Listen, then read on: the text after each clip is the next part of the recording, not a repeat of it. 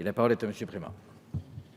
Merci, Monsieur le Président. Je souhaitais répondre sur les interrogations juridiques portées à l'encontre de ce projet de loi, puisque nous en examinons son article unique.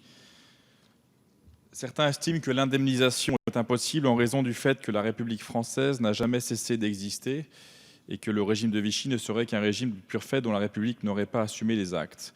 Pour autant, l'ordonnance du 9 août 1944, comme l'a rappelé Philippe Baumel en son article 7, considère que certains actes pris par Vichy recevront une application provisoire afin de ne pas remettre en cause trop de situations juridiques nées sous l'empire des textes de l'époque.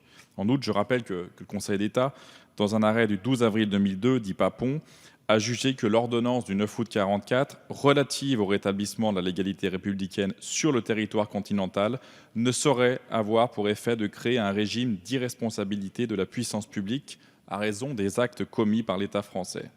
Par conséquent, l'Assemblée du contentieux a reconnu que les actes commis dans le cadre des persécutions antisémites pendant l'occupation constituaient une faute de service de nature à engager la responsabilité de l'État.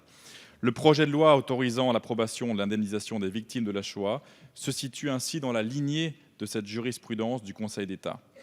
L'État républicain n'est absolument pas la continuité du régime de Vichy et il est donc important d'indemniser ces personnes, une fois pour toutes, auxquelles on y est le respect de la dignité de la personne humaine. Je vous remercie. Merci.